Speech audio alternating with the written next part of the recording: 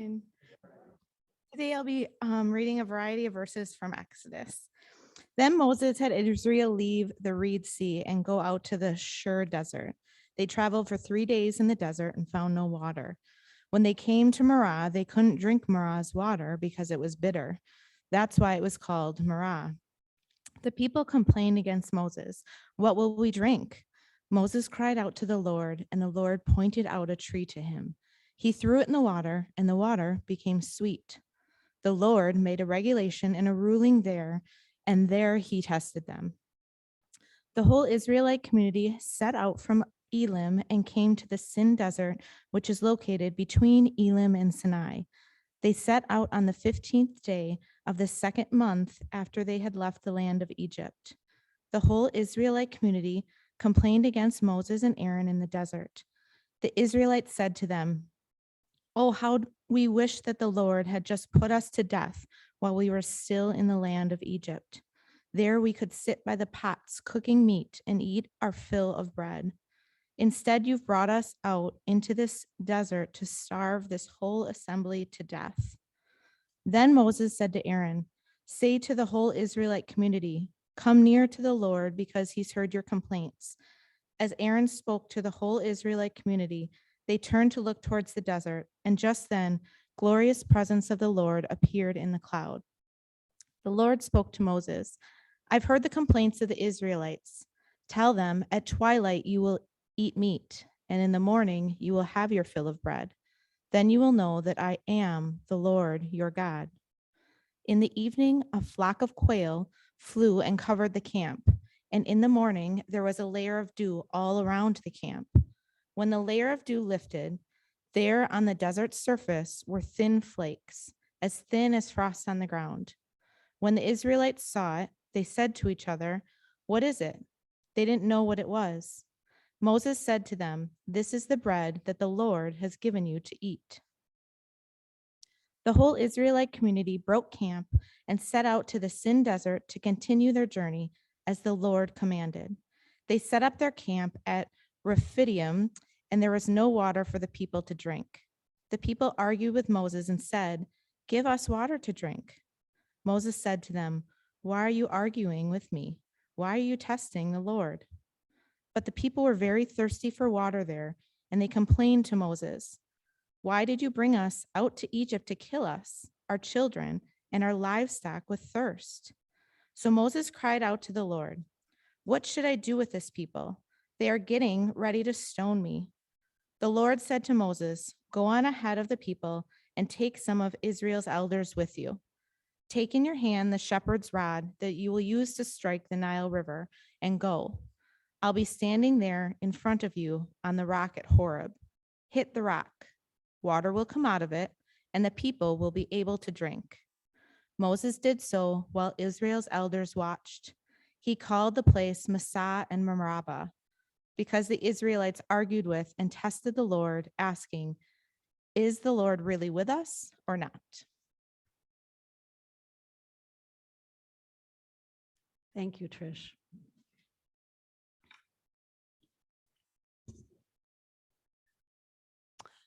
I will be standing in front of you on the rock at Horeb. Hit the rock, water will come out of it, and the people will be able to drink. The whole congregation was journeying in stages. At each stage and in between each stage, God was present. And yet our story opens with them doing what they seem to do best in this story. They are complaining. They are the penultimate whiners. 2-year-olds are better whiners than that. But the Israelites, I think, teach every 2-year-old how to do it. They whined and complained for the first 16 chapters of Exodus. They have vacillated between being slaves and unhappy at that, and out and fearlessly confronting things and unsure about that. And then in the desert, they remembered Shiphrah and Puah, the midwives who went against the very direct orders of Pharaoh and saved Moses' life. They remembered that Moses had acted in opposition to the harming of the people of Israel, and killed an Egyptian overseer, and that he fled then out to Midian, and eventually he made his presence before the great presence of God in the burning bush. There was a confrontation with Pharaoh, with the Passover and the death of the firstborn, and finally the freedom to leave Egypt to go to the promised land. The people who had lived for 400 years in the land of Egypt were instantly wandering, homeless people. And now at the point in the story we're at today, they have come across the Red Sea, dry shod, the Cecil B. DeMille version, right? I'm sure you've seen it or heard of it. And so here they are, and they've been guided day and night, the pillar of cloud and fire before them and behind them, keeping them safe. And God has provided manna and quail and manna and quail, manna and quail over and over in a place where food was scarce. God has turned bitter water sweet. God is always showing up. And as they moved further into the Sin Desert, they moved further and further from everything they knew, closer to the promised land, yet so very far away.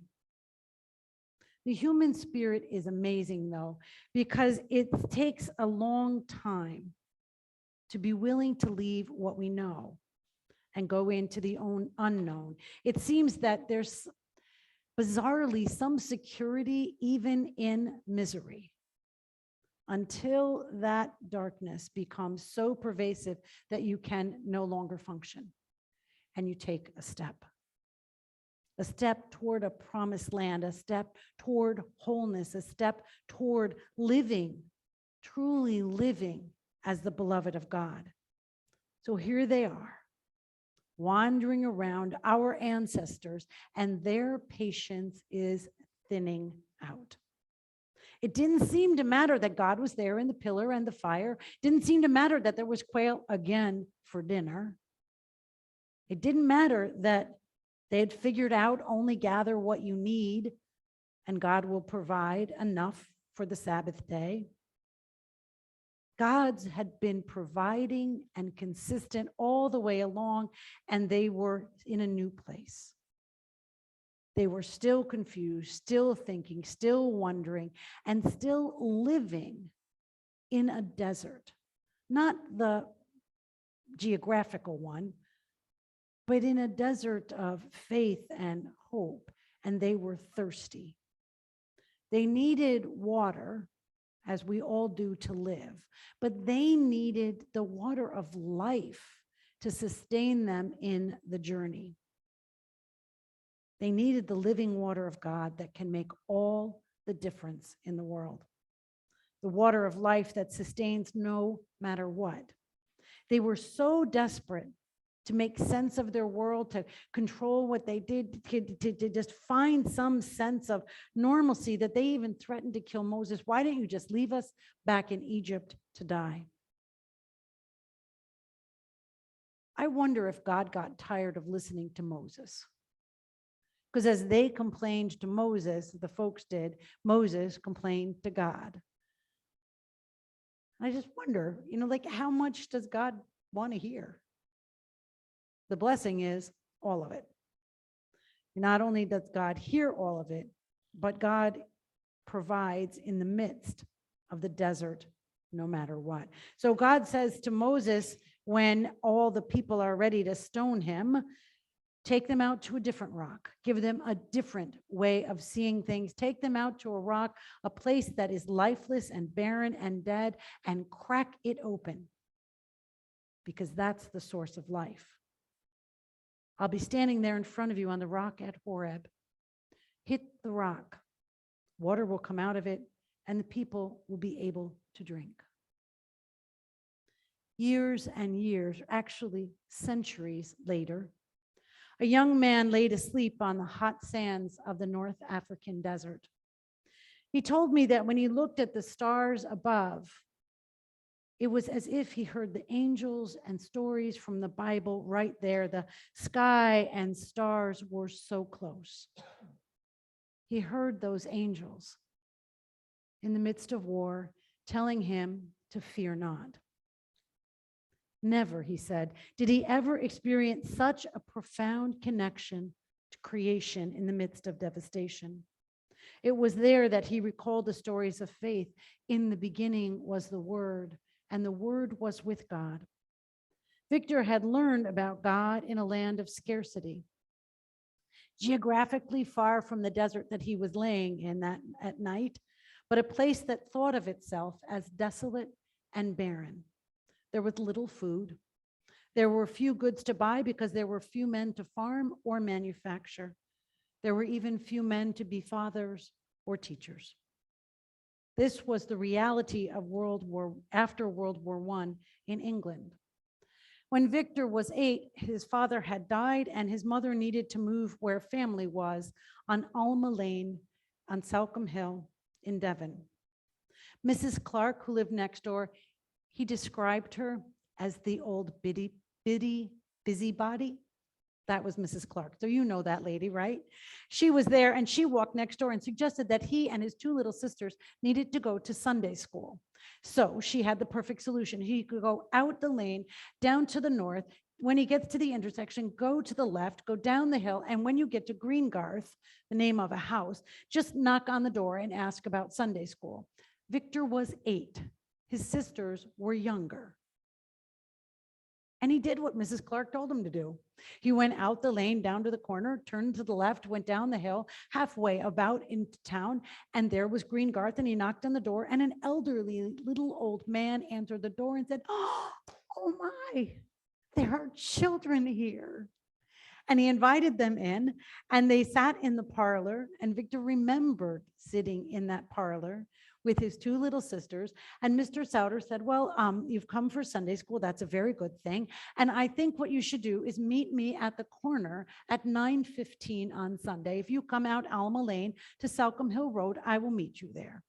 And that Sunday, indeed, he did. The little old man walked up the hill, and he took 1 girl in each hand, Victor alongside, and the 4 of them walked up a very steep hill and over and down to Salcombe Regis Church. There they went into the vestry. This is England, World War I, post-World War I, to the vestry, a stone room in a stone building with no central heat. And there was a nice stone bench along one wall and a desk. The children lined top to bottom, every age, along the bench, and the teacher sat, that little old man, to teach them. He had papers and a Bible out, and he taught them. And after that, they went to church. They went to service. And on the way back down the hill, the little old man would hold one hand in one hand. And on the way, he would tell stories of the flora and fauna of the area. There wasn't a plant or species he didn't know. He told stories. He told about the fossils that dotted the Dorset coast. Together, the stories of faith were shared from Genesis to Revelation and all of creation. I asked Victor how long he remembered doing that, and he said, after a pause, forever. Weekly doses of living water were poured upon Victor and his sisters, conversations of faith that we're told to give to the next generation. We're to tell the wonders of God's saving and sustaining grace. And that's what Victor experienced in his old age when I had the privilege of meeting him. He said that those stories sustained him through the war, through his life, through the joys and through the challenges he had faced. And more than 70 years after he had walked up and down the hill for the last time, he said, that teacher, that little old man, yeah, next to Jesus, I'd say he was number 2. All his life, the stories of faith were poured out upon him. Standing there I will be standing there in front of you on the rock at Horeb. Hit the rock and water will come out of it, and the people will be able to drink. It was the love of God that poured over Victor and his sisters in a slow and steady stream of relationships, of faith-filled living. People don't want to talk about water. They want water. They want and need the water of life. And that teacher, he didn't only talk to Victor about God's life-giving love. He showed it. He gave it to those children week after week in Bible story, in nature, in constancy and grace. Now, it's an extraordinary story because that little old man was my great-great-grandfather. And when I went to the town in Devon where he lived and went to church in the morning, it's odd in England for people to go to church, just let me tell you. And then we were there in August, which is even odder. And so it was noticed that we were guests. And someone asked what we had done and why we had come. And so we told them that we were there on an ancestor quest. And when we inquired, they inquired who you're looking for. We said, Mr. Eustace Souter. And they're like, oh, the Sunday school teacher. He had been dead for at least 50 years by the time we got to that little town. And yet he was still known as the Sunday school teacher. It's a simple story and not really all that extraordinary in some ways, because I know you're here because someone, not my great-great-grandfather, but someone shared faith with you in a way that gave you that life-giving water. And they did it most likely in actions rather than words. And that's what this congregation is committed to doing for one another and for the community, sharing ways we know God's love is present and it's transformational. I mean, they might just be feathers on a turkey and it's fun and the kids like it and it looks really fun. But those feathers are living water. That's what they represent. When the food is distributed, it won't say this box of mac and cheese came from St. John's. It won't say anything like that. It comes from the whole community. But for those families that receive it, it's life-giving water. They may not know that God is right in front of them. In mac and cheese, in cereal, in turkey, in gravy, in potatoes, and whatever else gets in those lovely boxes that get packed. It's life-giving water. And we tell these stories to ourselves so that we can remember them in times such as we're living in now. Times when things are, could we say challenging at best? Beset with injustice in so many dimensions of our lives. And like the Israelites, we're good at complaining, right? How many of you have ever complained about anything in the last year and a half? Anything, right? How many of you complained in the last day and a half? Anything, right? So life is challenging, but God is right in front of us in feathers, in spaghetti, in community, in the ways that we take the stories of Scripture and make them life-giving and lived out. God said, I will be standing there in front of you at the rock at Horeb. Moses needed merely to touch the rock and living water would flow out of it. God has touched our lives and I hope cracks us open so that we can receive and give that living water into the community. I have seen it here. I know it can happen. And I know that that's what God desires, that we seek ways to be in community that bring justice, that bring wholeness, that bring fullness, that bring life-giving water to one another. And in the process of doing that, receive it ourselves. It's my hope that we can be cracked open this morning and that life-giving water will indeed flow through and to us. Amen.